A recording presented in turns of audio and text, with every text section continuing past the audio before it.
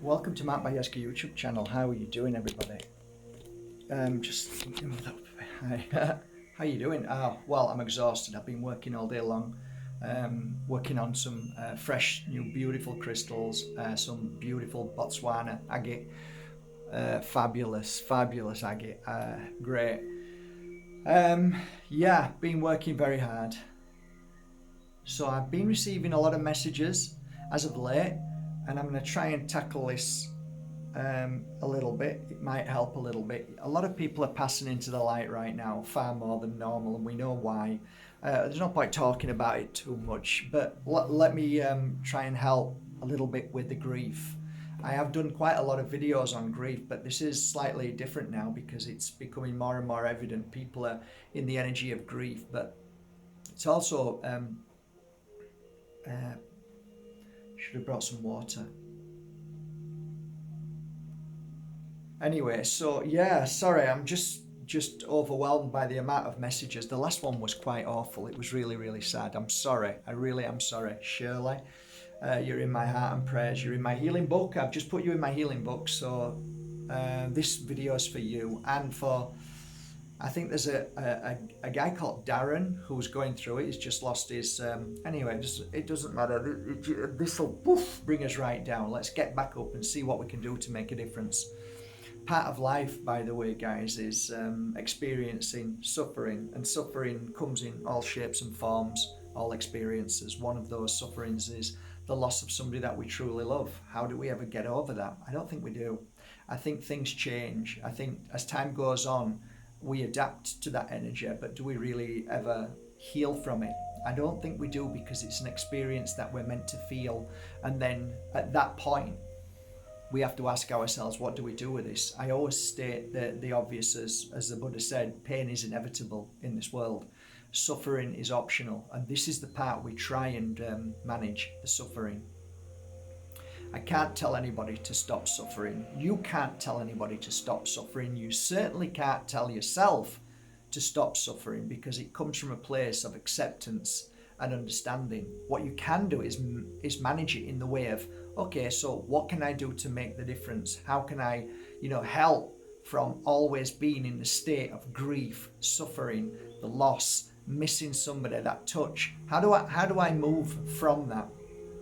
Well, it first started with me when I decided to become a healer and trust that gift which is in all of us, that I was going to do full time.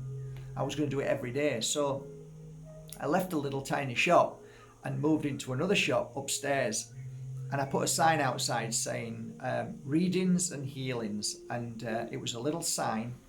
So, maybe I don't have it anymore. Maybe I do. Oh, I need to clean behind there. I need to clean behind there. Oh, and I have a cleaner. Okay, I'm going to back up behind there. So that was the sign. That was the original sign. Stuck on the wall. You see there's some glue there. Stuck it on the wall. So that was my original sign. Here, I'll do this so then I can take a screenshot.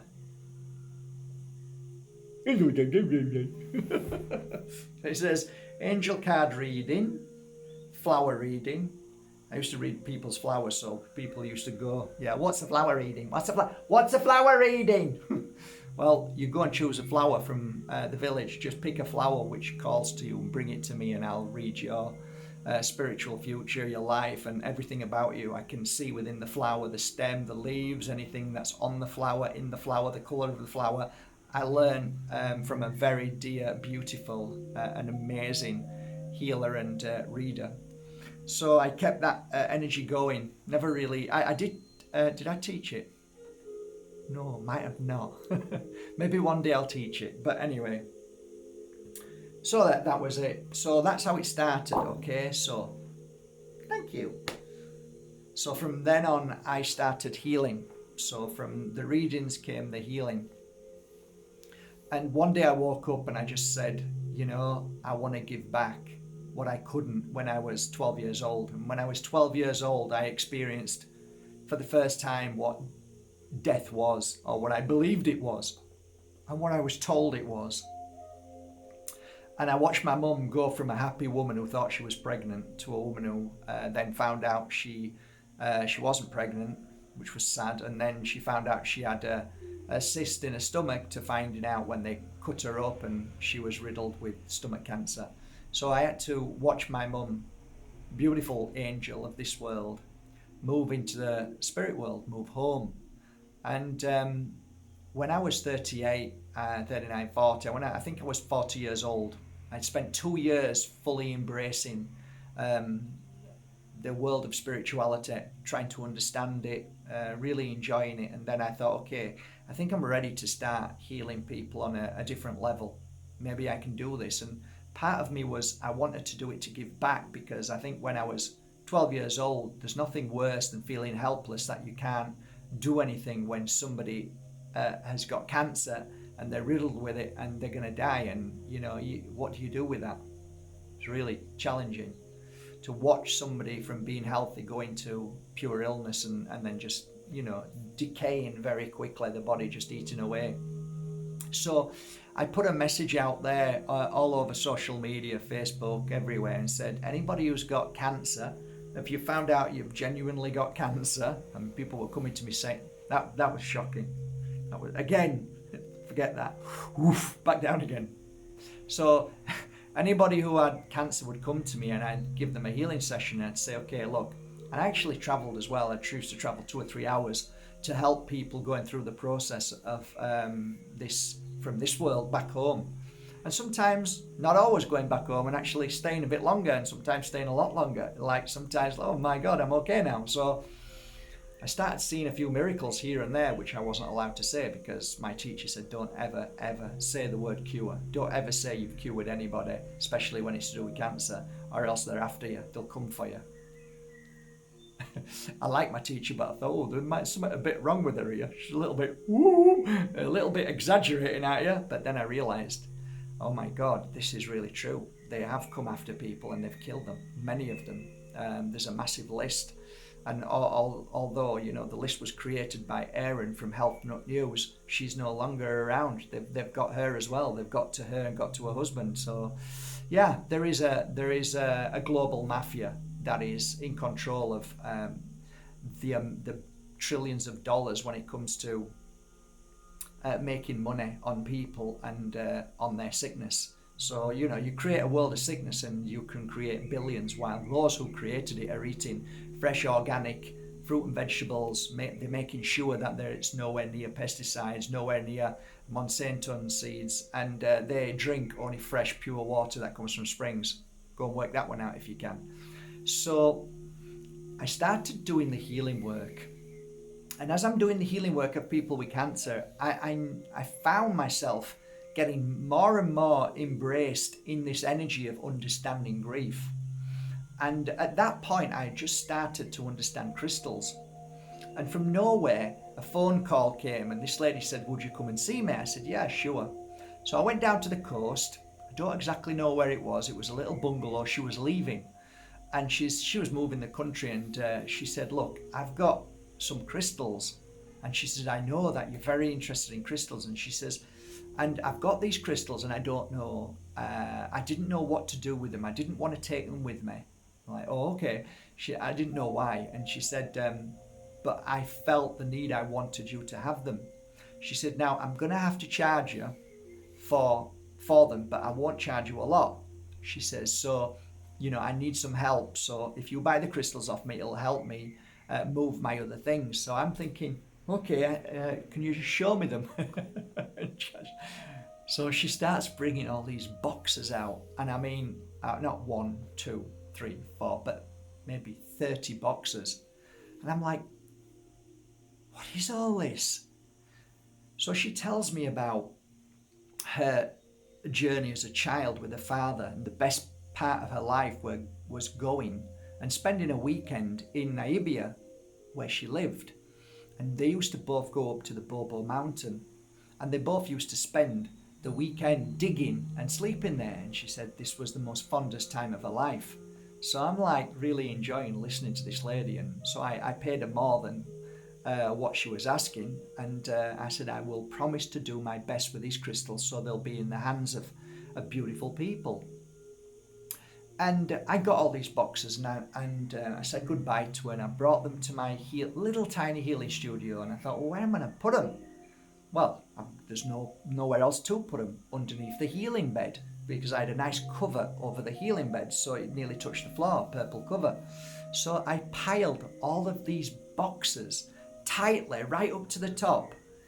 And I'm thinking, I don't know what I've got enough crystals to last me a lifetime. Yeah, whatever. So I'm like, okay, here we go. So I'm doing healing sessions of people with cancer. And surprise, surprise, the top 3, all of them had black tourmaline in. I'm picking these black tourmalines and I'm putting them on my clients. Remember, I've got client after client with cancer coming, putting these in their hand, next to their head, on their heart. No idea why, only starting to get into crystals, don't really know much about them, learning, but I'm putting this black crystal on them. And it was one of these. And it was a little bit messy, a little bit like all over the place.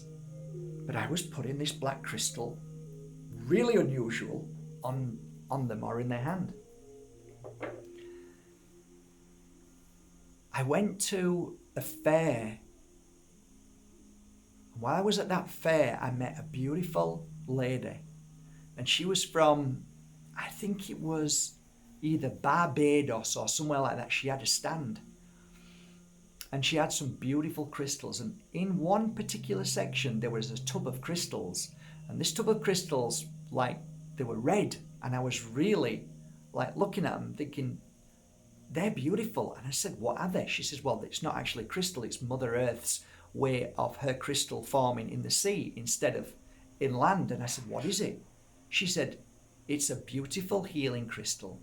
And it's great for grief and clearing worry and fear. And I'm saying, wow, it's good for grief. I said, that's funny, because at this moment in time, I'm working with a lot of people who are going through, pain and suffering of cancer, and people who are coming to me who have lost somebody, and I'm dealing with all of that kind of heavy energy.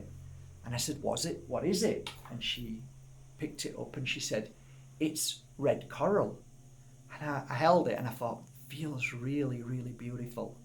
And I said, it isn't stolen, is it? It isn't killed. And she says, no, fallacy. She said, and she explained all about the crystal and how they respect it.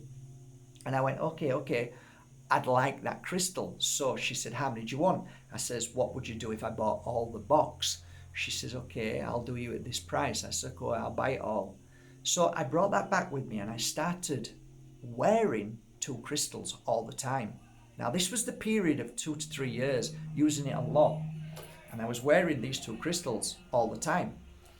So there was the beautiful, amazing Bobo Mountain crystal, which I believe has very, very deep, a sacred ancestral energy of healing, suffering and pain. And if you listen to the ancients, if you listen to the healers of the land, they talk about how that land, many people come from all over the world, all over Africa, to embrace the energy. In fact, if you look it up, you'll see, if you look very carefully, you'll find that the mountain itself is a mountain that heals pain and suffering. And so I ended up working with these 2 crystals around my neck, but more often than not, I would mount one from my local man who was called Tim down the road, and I'd give him like 10. He'd mount them. I'd bring them back and I'd be wearing one, and then when I'd finished a healing session, or say somebody who's lost a child, or somebody who's lost their dog, or somebody who's just lost their best friend, mum, sister, brother, partner, I'd take it off my neck and just put it around their neck. While they're getting up, I'd say, this is for you. And I would do the same thing for a coral. And sometimes when it was really, really, really, really painful, I'd take both of them off and say, this is a gift for you. I found that these 2 crystals were making a huge impact on people's lives who were suffering from grief. I never really changed that pattern because I knew it was a safe and healthy and healing and a very powerful combination of two crystals. So I didn't really change that combination because it worked. There were other crystals that I used for grief, but predominantly I'd always go back to the same boxes underneath. And it was funny how Spirit made sure that the top 3 boxes had so many beautiful pieces of black tourmaline. It's funny how when I got them boxes, I'd already arranged a trip, and I think it was Germany, to go to a show and end up meeting this beautiful woman who had a little stand, not a big one, and it was right in the corner. And I nearly walked past it until I caught eyes on these beautiful pieces, and I asked her about red coral, and she spent about an hour explaining the mysticism, the spirituality within them, the meaning of it, because there's a lot of meaning. You don't find that in a book by whoever it is, the Crystal Bible. It won't share. The Crystal Bible only gives you a little few bits and pieces, but when you go deep into a crystal, you can spend an hour, 3 hours, a week, a month, a year talking about a crystal when you really truly understand a crystal. So this lady understood the spiritual nature of red coral and other corals she talked about as well. So as I moved forward, I started understanding a little bit more and more about the energy of a certain oil. And not so long ago, I realized that I have never created an oil for the heart. All my oils work on the heart beautiful, amazingly well. But I wanted to create one that worked on the heart energy. So what oil would I use? And I was trying to understand many oils, but there was always one oil that kept coming to me. And to be honest, I couldn't afford it. I could never afford it. And only as of late, my business started to do a little bit better. And I thought, okay, now I can afford it. So I ended up buying it. So it's there. See it? So it's rose. Listen. So in here is 4,000 euros. No, 4,000 pounds. That's 4,000 pounds. I decided to make my first heart oil to heal the heart, heal the pain, the suffering, the heartache, the grief. I should have got water. Let me get some water, sorry.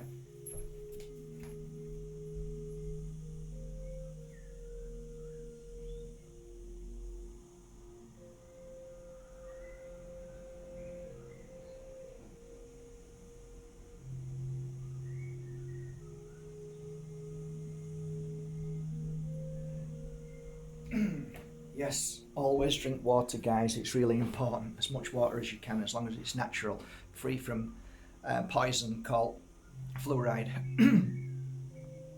So yeah, where was I? I literally can't remember where I was.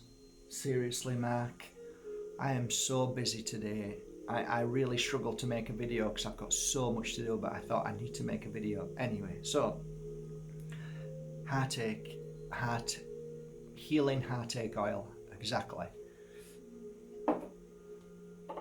So I decided to make one. So of course I put all my other oils into one beautiful jar, and then I start creating. So rose quartz to start with. I always, start with, as you can see here, lots of crystals. So I started the heartache oils in the other room, so I started working on that, and I was like, there was another oil, and my next batch, when I create the next batch, I'm going to now start to intertwine another oil in there, and that's going to be jasmine. There's something about jasmine that really pulls me to. I don't know why, but I feel it's a strengthening heart. So I'm going to move towards jasmine after this batch, and then it's going to be more of a jasmine. But just at the moment, rose was extremely important. Well, I couldn't afford it because you know how much rose is. It's a fortune. Anyway, business started picking up, And I thought one day, I'm going to buy it, I'm going to invest in it. And somebody else would buy a car, but no, I'm going to invest in Rose. And then I wanted to put really good energy into it. So I wanted to put energy of somebody who's been in pain and no longer in pain, who's overcome it. So that was me, that was other people that I brought into it, and started putting this great energy into it. Then I started working on clients via the internet and a few personal things that I don't normally do, but I wanted to bring this energy of healing grief as well. So I brought this energy into the healing energy into the oil. So I made this oil, and it's not cheap, but that's because it's rose predominantly.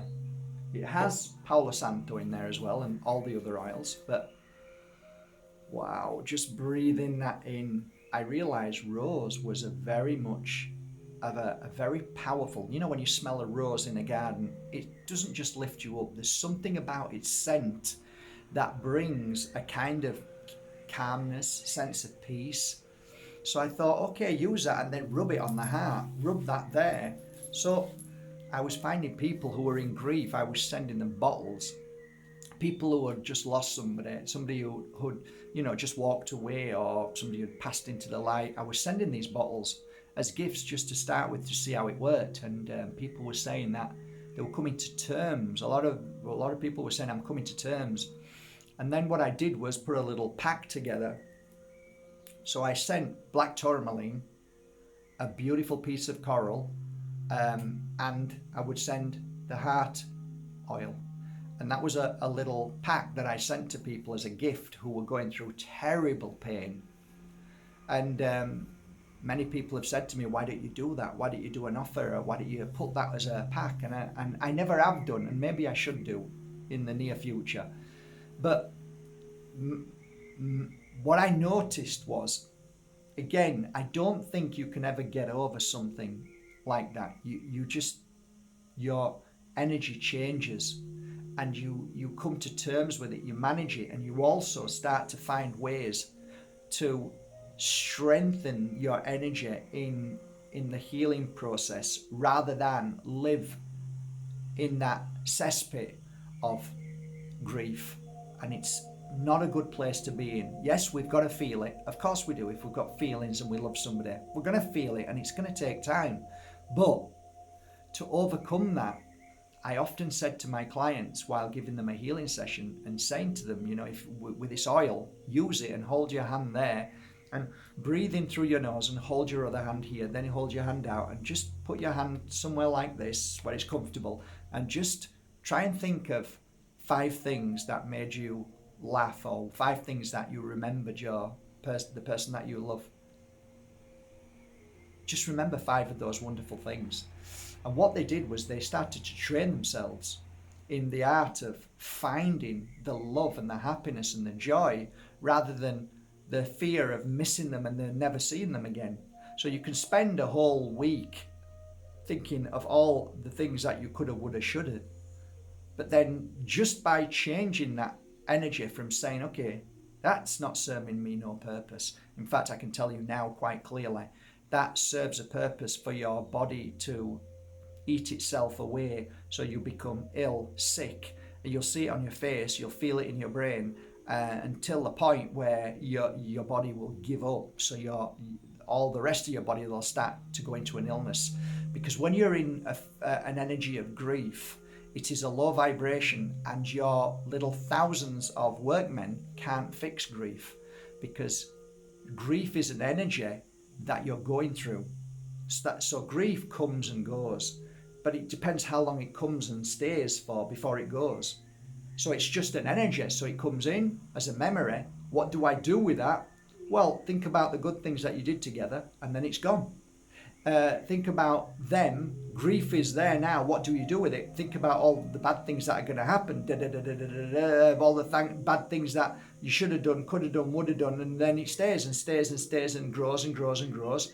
And then the body goes into kind of a meltdown, because your little soldiers inside you, the little angels inside you that are trying to clear away all that pain and suffering can't do that, because you are generating an energy that never stops. So if you feel bad, you're going to keep generating that energy, and the more your little angels and workforce are trying to clean that in your heart, the more they're not able to clean anything else in the body. Thus, you end up with many diseases, unfortunately. Alzheimer's being one of them. Eyesight going. Throat cancers can come. Stomach cancers can come. Lots of different disease comes from grief. People won't talk about that, but you have to be aware of it, guys. I'm going to tell you, do you want to live like that? Do you want to one day wake up, not only feel grief, but realize that you are in suffering with physical illness? No, you don't. So one thing that I always did say is that, and it really did make a difference, but it is very true. If you want to know how spirit is feeling, if you want to know if they're happy, then look in the mirror. Because spirit is a mirror image of you. You are part of spirit. You are part of your family, your loved ones. So you look in the mirror and just look at yourself. How do you feel? I feel shit. Okay, well, that's exactly how spirit feels. So what are you going to do about it? You can either get worse and they'll get worse, or you can clear that and say, you know what, if I have to be happy, because if I'm happy, they're happy. Otherwise, they're working so hard to try and make you happy. But when you're in the energy of grief, it's very difficult for spirit to connect. Because what grief is a very heavy, dense, and very difficult energy to come into. So it's hard for them to connect to you, because you're vibrating at a terrible energy of illness, sickness, disease, all sorts of terrible affecting energies that can affect everybody else around you and cause great stress and illness as well. So you're basically eating yourself from the inside. Well, spirit wants to help, but they can't vibrate at that frequency. It's impossible. They only vibrate at a high frequency. So it is difficult for them. So they're like, oh my God, I want to help, but I can't, because it's up to you. And that's why I said the only person who can help you is you. But those 3 crystals certainly do make a difference. Why does black tourmaline help? I actually don't really know. I just know that it vibrates at a frequency that definitely either blasts or clears away this heaviness that sits in the heart. And then we call it grief. This kind of suffering that you feel. It's an internal suffering. Black tourmaline has a great effect on that, and it absorbs it, just like I believe black tourmaline has this great magical energy while it's buried in the Bobo Mountain. That's why people come there to heal. People who are extremely lost, who are sad, who feel the loss of spirit. Apparently many, many centuries they've been going to this mountain. So it makes sense. So I bring the mountain to you. All of my black tourmalines come from the Bobo Mountain. All of them that I sell, because I know I have a relationship with that, because it was given to me by a beautiful lady, and I've worked with them for a decade and a half. So I love them. I don't ever, discriminate between polished and unpolished and natural and whatever shape or form, as long as it comes from that mountain. I love working with it, and the more slightly different they are, the more beautiful they are. I mean, isn't that gorgeous? How it's been mounted. That beautiful. Love it. Absolutely love it. It's an amazing crystal. And together with this beautiful crystal from the sea, I believe they're a perfect combination. And then this beautiful rose oil, which has been lovingly worked on by me. And I just think it's a nice helping hand. So that's what I recommend. People are asking me, what do I do? How do I get out of this? Well, hopefully some of the tips that I've just given you might work. The tools that I share with you, you might go to your local crystal store and ask for. You might go to a health shop and find rose oil and try them. You don't have to buy from me at all. I want you to go out and try and find it yourself. But yeah, there you go. That's it. I do understand that we are going through a shift right now, and for all of you people who have lost somebody that you love, it is a challenging moment right now. Nobody can ever say that, you're going to be fine, it's all going to be good. I think you're going to have to work that one yourself. Okay, nobody can tell you that. There's only you who can heal you right now. And I would not say don't feel pain. I'd say, yeah, feel the pain, and good for you. You have to. It's part of your journey of a beautiful, kind, caring soul. I think there was something wrong with you if you didn't feel the suffering and the pain of a loss of a loss of a loved one. I get it. Whether it's a pet, whether it's your partner, it doesn't matter. Child, whoever. It is challenging, but there are without a doubt tools that can help. And just on a final note,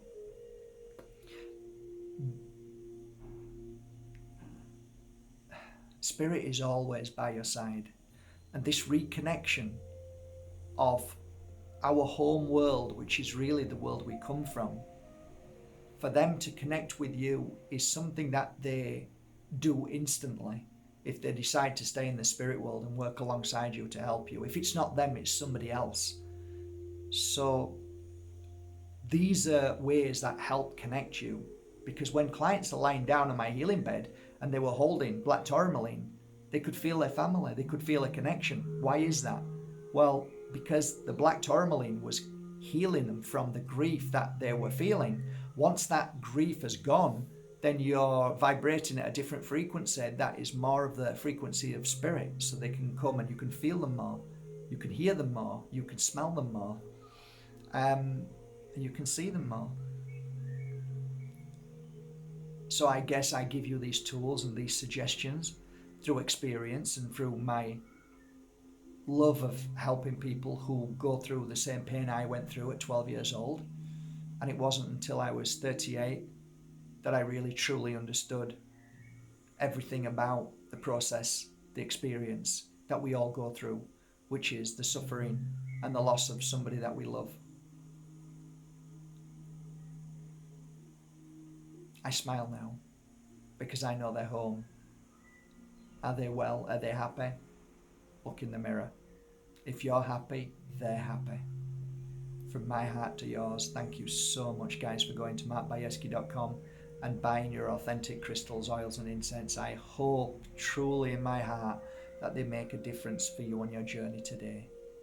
As much as I love working with them daily, I better get back to work. Take care, guys. Love you all, and see you all on Sunday at 8 o'clock on Zoom for a beautiful healing and reading that you so deserve. I'll put the links below. Take care.